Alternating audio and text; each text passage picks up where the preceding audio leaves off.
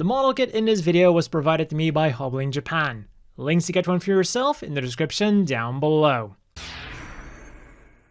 Good afternoon, gentlemen. I'm here to introduce you to the new machine that our squad will be using, the CFP-013 Heindree Sturm, the latest flagship machine from Grassley. Now, since most of you are coming from the regular Heindree, I think the most logical things to start with are the similarities. You can really tell that Grassley went with an if it ain't broken, don't fix it attitude, because a lot of things both on the outside and on the inside are carried over.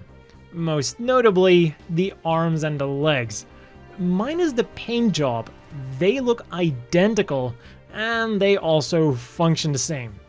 So, unfortunately, the Grassley engineers have not granted us double elbow joints or double knee joints.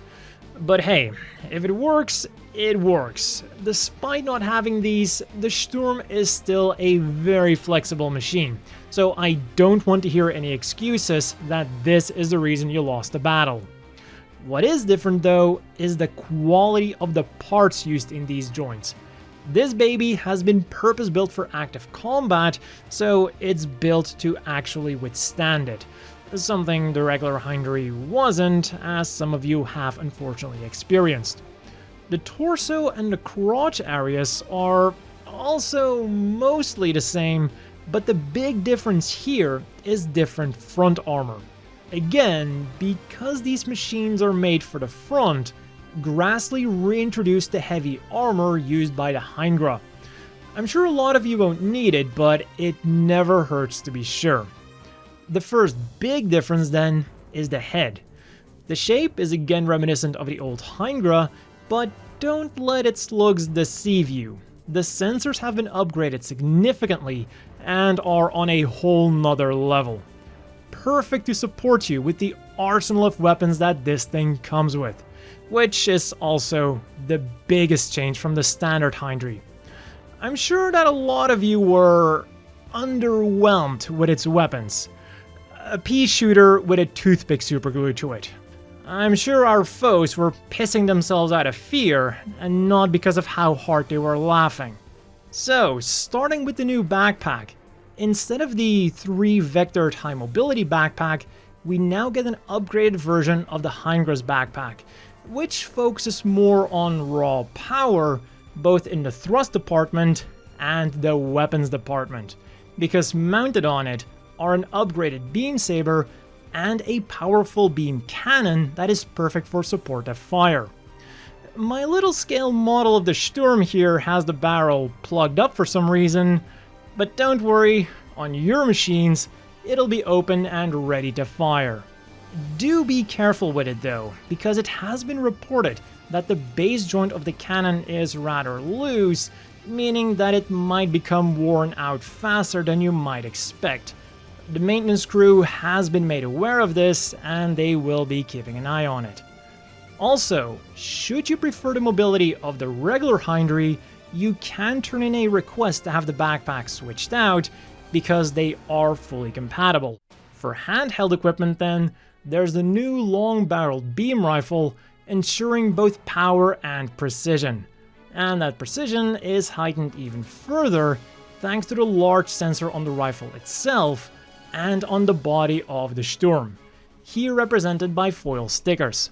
And on top of that, it also has a movable secondary handle, making it possible to hold the rifle with both hands. Also, while it might not mean too much right now, the battery cartridge inside of this gun provides 3 times as much juice as the low-capacity versions used by Aztec Asia. For defensive purposes then, we have a shield that was kept as basic as possible. It's really just a fancy slab of metal, which can be attached to either the left or the right wrist. But thanks to its mounting mechanism, it is a very well articulated slab of metal. And last but not least, the optional backskirt mounted omnidirectional booster from the Heindree makes a return in upgraded form. Or as we called it back in the day, the butt booster. So overall, this machine shouldn't take too much time to get used to. Just watch out for the balance and you should be a-okay. But before that, I can answer one more question that I'm sure you all have. Do you want to buy this? And well, the model kit is very much like the actual mobile suit. For 1,600 yen, you're getting a kit without any major flaws, a very nice arsenal of weapons, some customization options, and articulation that still manages to be surprisingly good, despite not having a double elbow or double knee joint. It's the perfect grunt, and again, if it ain't broke, don't fix it. So for some size comparisons, here it is next to its predecessor, the regular Heindree, and another one of Grassley's machines, the Begler Pente. Rumor has it that we might be getting some of these in the future as well. And finally, here it is next to the standard size Gym Custom and the always bulky Zaku 3. A big thank you to Hobbling Japan for providing me with this amazing run Gunpla. Another big thanks to the Patreon supporters. I hope everyone watching has a great day, and I'll see you all next time.